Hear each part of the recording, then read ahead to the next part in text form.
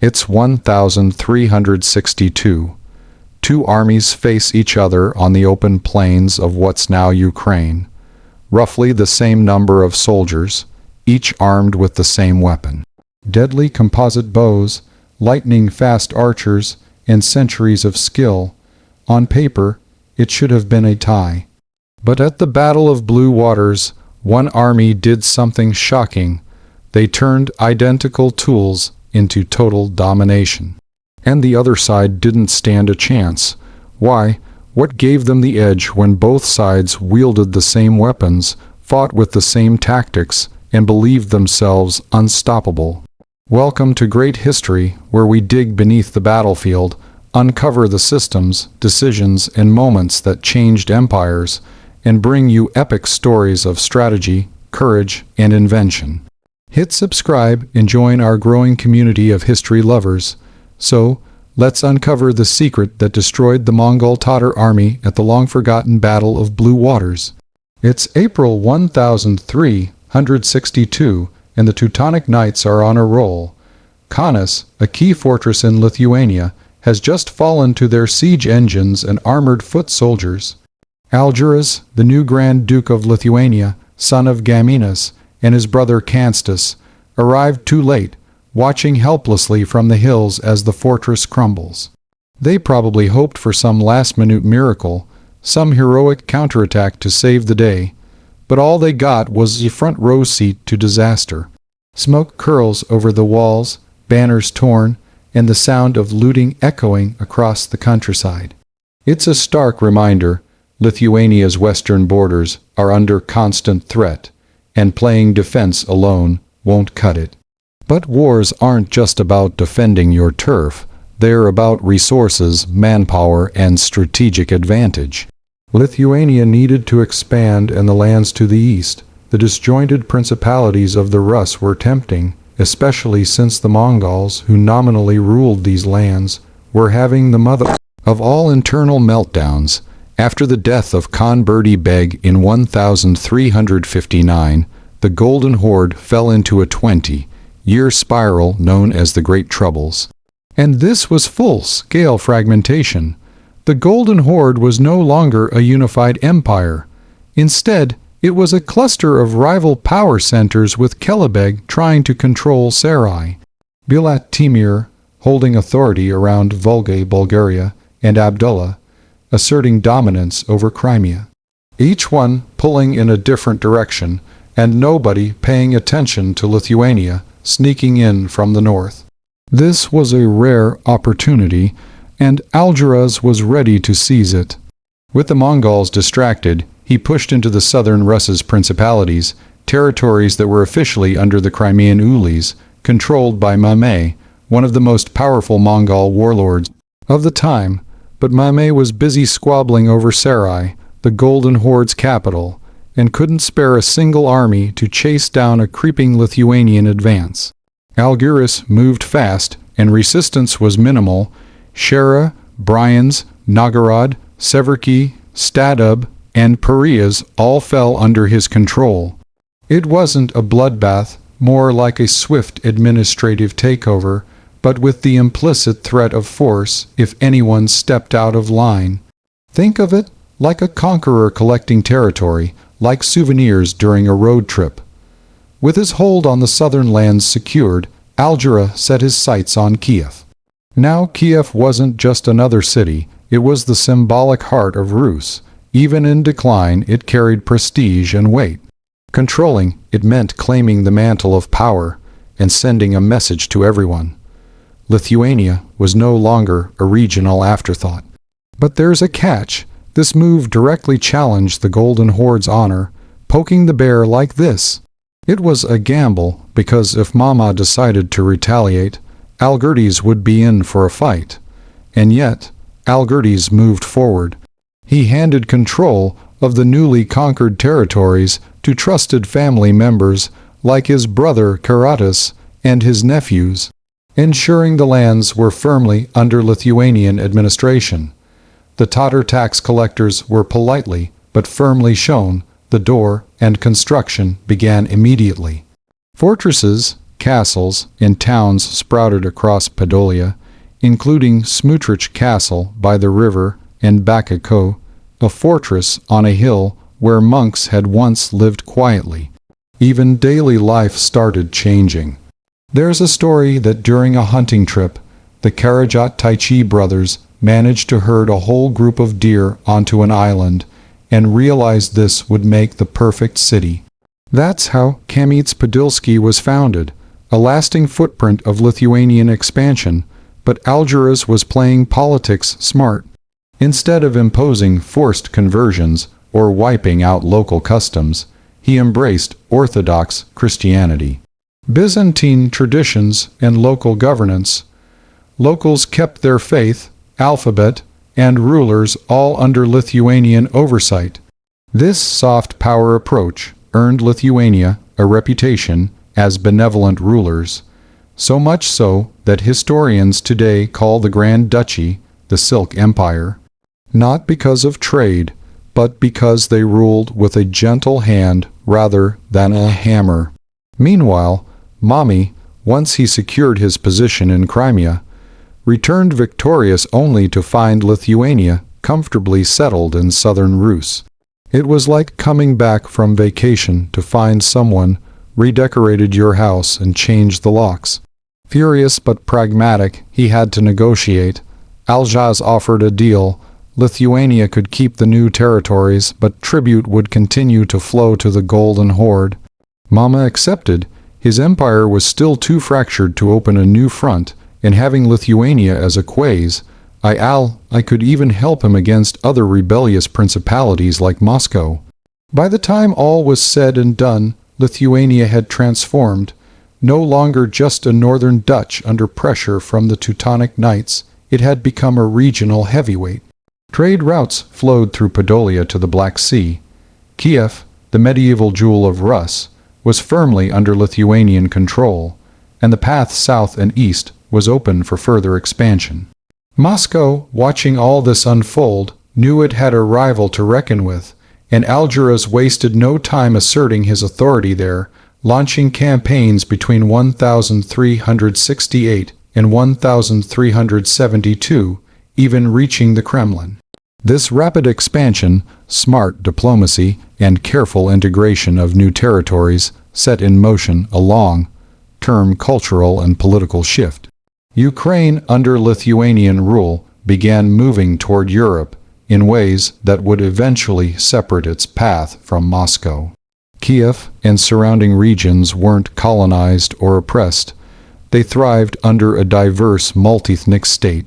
And for Ukrainians looking back centuries later, the Grand Duchy of Lithuania earned respect not just for kicking out the Mongols, but for opening doors rather than slamming them shut. So yeah, Algirdas had poked the bear, taken the spoils, and done it all in a way that reshaped Eastern Europe. By the time autumn rolled around in 1362, Algirdas was on the move. He wasn't just wandering through forests or meandering along dusty roads. He was marching with purpose, heading west across the Dnieper River. His target, the region's most important stronghold, a place that went by different names depending on who you asked. The Turks called it Jabgu, which roughly translates to leader or ruler, while the Rus knew it as Sin, devote, or blue waters. In Lithuanian, it was Melangi Vainys. Yeah, it's a mouthful, but the name stuck in history because, as we'll see, the battle that happened here would change the balance of power in the region. Back then, rivers with a slightly bluish tint were everywhere, and people weren't exactly running around naming them like exclusive wine labels. But historians generally agree that the fight took place near the Sinukur River, a tributary of the Southern Bug. This little river eventually finds its way to the Black Sea, tucked neatly between the Dnieper and Dniester rivers. Here's the tricky part. The Lithuanians weren't exactly historians in the European sense.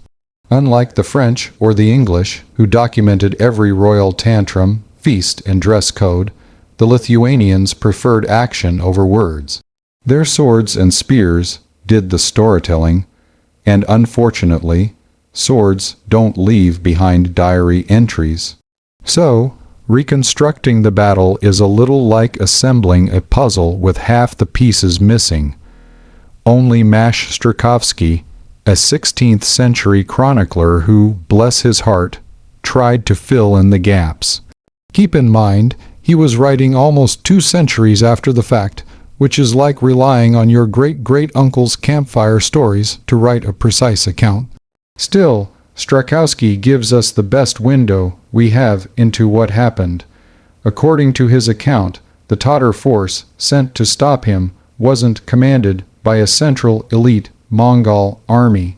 Instead, it was led by 3 regional warlords, Abdallah Kutlug Bey, Hajj Bey, and a commander known as Demetrius. These men weren't incompetent, but they were local players. They didn't have the manpower, coordination, or unified structure of a full horde expedition. Here's where the numbers really help paint the scene. Lithuania fields somewhere between 20 zeros, 0 and 25 zeros, 0 troops. Pretty serious force for the 14th century. And this wasn't a single type formation. It was a flexible mixed combined arms force typical of Eastern Europe.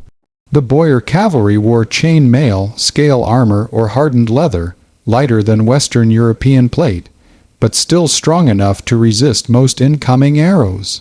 The infantry, armed with spears and swords, formed the solid defensive core and the main close combat strength. Supporting them were ranged specialists, from long-range archers to heavy crossbowmen, whose bolts could punch through lamellar armor. The Tatar army facing them was somewhere between 10 zeros, 0 and 20 zeros, 0 men depending on which source you lean on.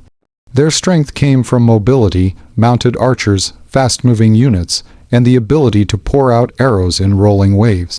Both sides actually shared a similar style of warfare.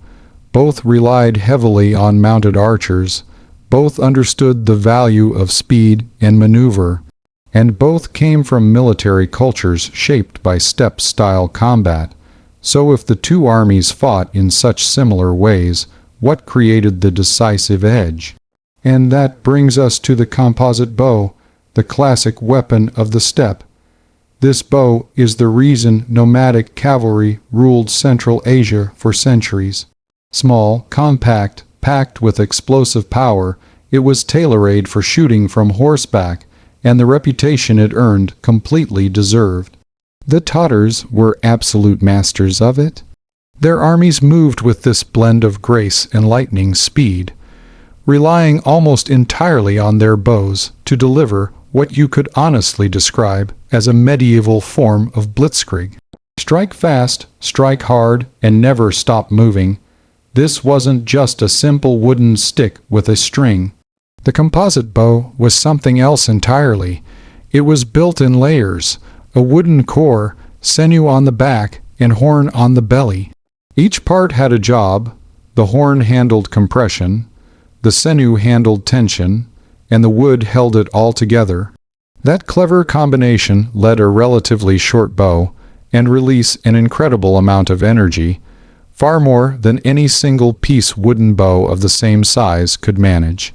And even small choices, the type of wood, the quality of horn, the glue used could change how far and how fast an arrow would fly. Composite bows were sensitive instruments. Humidity could sap up to 15% of their power, and firing repeatedly without giving the limbs a rest could temporarily rob the bow of its snap. Steppe air dry and sharp kept bows tight and powerful, but in the damper Baltic regions, moisture could soften the glue, make the sinew expand, and reduce efficiency. Modern research suggests that fully developed horn, wood sinew bows appeared as early as the Late Bronze Age, probably in the Near East, and then spread quickly across Eurasia. By the 14th century, when the Mongols and Tatars were using them, these bows had centuries of refinement behind them. The Golden Horde's bows show that refinement perfectly. They were short, much shorter than European long bows, making them ideal for shooting from horseback. They combined a recurve shape where the limbs bend away from the archer, when unstrung with a reflex curve where the whole bow bends forward before the string is attached. Many even had string bridges, which let the bow string slip cleanly off the tips and gave arrows extra speed. And by trimming down extra bone or plates on the bow tips, they made them lighter so the bow could snap faster. Every detail, the shape, the materials, the small adjustments was designed to maximize range, speed, and penetration. Why does that matter? Because a shorter bow is much easier to handle on horseback, especially when you're twisting your body, galloping at full speed, and trying to shoot in multiple directions. A long bow up there, a total nightmare, a tauter recurved bull, perfect. Lithuanian bows, by contrast, didn't always have those refinements. Their tips were often less sharply curved, many lacked string bridges, and the bows themselves could be heavier in ways that slowed the arrow. The result was arrows with less kinetic energy, shorter range, and weaker armor penetration. Draw weight made a huge difference too. Tauter bows could reach 80 to 140 lb, or more depending on the archer and the bow. Combined with a perfectly trained thumb draw, this allowed Tauter warriors to shoot arrows capable of seriously threatening lightly armored troops, even while galloping at full tilt. Lithuanian bows, while still effective, often fell a bit short in both draw weight and overall energy. So their arrows didn't hit with quite the same punch. The Tauters' whole battle rhythm depended on what their bows could do. Their fighting style relied on speed and volume, launching arrow after arrow in rolling storms, meant to disrupt enemy formations, wound horses, and gradually wear down morale. To shoot that fast, they used lighter arrows. Lighter arrows flew quicker and allowed a higher rate of fire, but they sacrificed penetration. It was a trade-off, more arrows in the air, more hits, but fewer that could actually pierce anything more than light armor. And finally, there's training and tactics. Tauter horse archers were legends for a reason. They could fire while retreating, execute Parthian shots, and coordinate volleys with multiple riders in constant motion. They trained from childhood and often carried multiple bows, one light, one heavy, so they were always ready for range or power. Lithuanian cavalry could have the style, but they didn't have the same depth of training, the same ingrained coordination, or the same tactical system built around continuous horse archery. Their bows were used differently, often as part of a mixed army with spears, swords, and heavier infantry. So, what does all this mean on the battlefield? When the Tauters unleashed arrows, the pressure was enormous. Hundreds of high-speed armor, piercing bolts raining down with terrifying consistency. Lithuanian arrows, while useful, couldn't match the speed, penetration, or relentless volume of the Tauter fire. The Tauter is doing what they usually do, circling, firing, keeping those bows singing, and yet the enemy line isn't breaking. Arrows are hitting, but they're not opening gaps. They're not knocking riders off horses. They're not shaking morale. They needed a solution to counteract this gap, and that is exactly when another Lithuanian weapon steps quietly onto the stage. The heavy crossbow. Unlike the composite bows that both sides relied on, this wasn't about speed or rapid fire. It was about raw power. The heavy crossbow delivered energy in a way that could punch through armor and directly neutralize the strength and discipline of the enemy, and that made all the difference. While a composite bow depends entirely on the archer's muscle, a heavy crossbow uses clever mechanical aids, cranaquins, windlasses, and other tensioning devices to exceed the limits of human strength. These mechanisms allowed draw weights over 0 lb, a level of energy simply impossible for any bow. Modern reconstructions give us a sense of just how powerful these weapons were.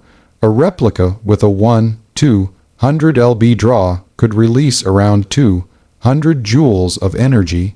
Step it up to a larger crossbow with a heavier bolt and output climbs to nearly 500 joules, specifically 488 joules.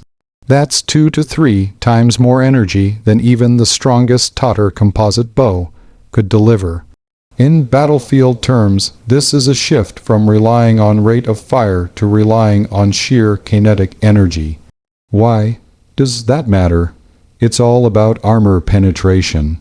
The Tatars weren't wearing plate armor like Western knights, but they did wear lighter protections, mail scale leather enough to make heist bead arrows less lethal.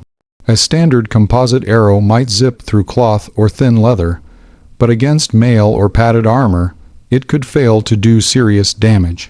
Heavy crossbow bolts, on the other hand, had the energy to smash through these defenses.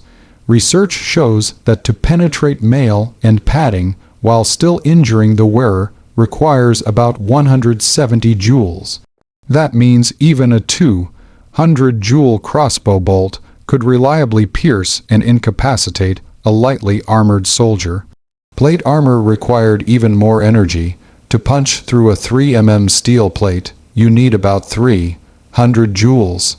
4 mm requires around 475 joules. So that 488 joule heavy bolt could go straight through even moderate plate and easily penetrate wrought iron or mixed Eastern European armor, which typically ranged from 2 to 5 mm in thickness. Against cavalry charging full tilt, that kind of stopping power was devastating. Not only could it seriously wound the rider, it could injure or kill the horse, crippling the mobility that the Tatars relied on so heavily. This wasn't a happy accident. The Grand Duchy of Lithuania had clearly studied the limitations of traditional steppe tactics. They understood that composite bows, no matter how fast, struggled against armor that was becoming increasingly common in Eastern Europe. By fielding heavy crossbows, Lithuania effectively answered the Tatar strategy head-on, turning a technological disadvantage into a decisive advantage.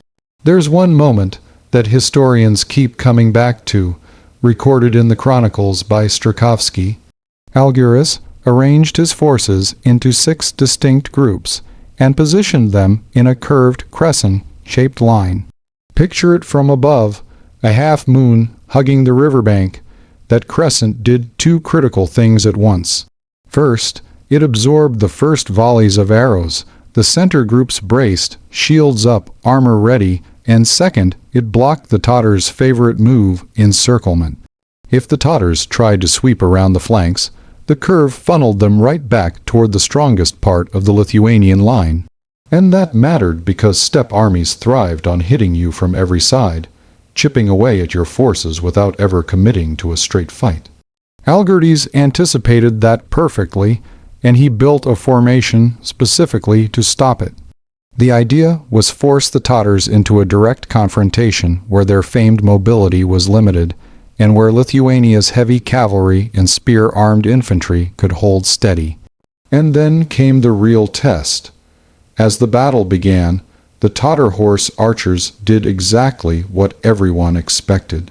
They galloped toward the Lithuanian line and started loosing arrows at the flanks. Fast, shallow-angle shots meant to poke holes in the formation and make the men panic. But something unexpected happened. The Lithuanian and Runian troops didn't panic because their formation was tight. So tight that some sources describe it as compact enough to resist bending under fire. The soldiers braced behind shields, lowered their spears, and rode out the first storm of arrows. And because of that discipline, their casualties stayed low. Instead of seeing their line buckle under pressure, the Lithuanians watched the Tatars' favorite opening move, failed to do anything meaningful. And here's where the tide quietly shifted. With the arrow storm not creating the usual chaos, the Tatars were forced into something they typically avoided early in battle. They had to come closer. After absorbing the long-range attack, the infantry surged forward. Lithuanian and Ruthenian spearmen, followed by swordsmen, pushed directly into the Tatar front line. Imagine the sound: shields locking, spear shafts cracking, steel hitting armor. For the Tatars, who relied heavily on speed and distance, this was the kind of fight they hated. And this is where the sons of Karajodas entered the story. Their units equipped with heavy crossbows were waiting for the moment when the Tatars were close enough, exposed enough, and committed enough that they couldn't dodge or scatter. When that moment arrived, the crossbowmen unleashed direct armor, piercing volleys into the sides of the Tatar formation. This placement was genius for two reasons. First, it maximized the crossbow's raw power. They weren't fast enough to match the Tatars' rate of fire in an open field, but in a focused strike at close to medium range, they hit with lethal force. Second, it exploited the Tatars' own movements. As the cavalry tried to encircle or press the flanks, they exposed themselves directly to the crossbow fire. At close range, these bolts punched straight through lamellar armor, leather, mail, anything the Tatars were wearing. And the effect was immediate. Soldiers weren't just wounded, they were dropping instantly. When a man falls dead in one precise mechanical motion, one bolt, one body, it rattles the people standing next to him in a way ordinary arrow wounds never could. And that psychological shock wave spread fast. The Tatars were famous for discipline. They could conduct fake retreats, real retreats, regrouping maneuvers, complex battlefield choreography that made them terrifying opponents. Normally, losing a few dozen men didn't faze them, but Blue Waters wasn't normal for them. They were already worn down by internal civil wars, the Great Troubles. And many were exhausted, demoralized, or simply unsure about their commanders. So when their flanks suddenly got hit by concentrated armor, piercing fire, their confidence shattered. The chronicles describe what happened next with a phrase that rarely appears in Tatar-related battles. A disorganized retreat, just a sudden, chaotic collapse, men turning their horses, scattering, calling out to each other, some dropping bows, others trying to outrun the crossbow range. And once that break began, it spread like a crack through glass. Historians described their losses as severe.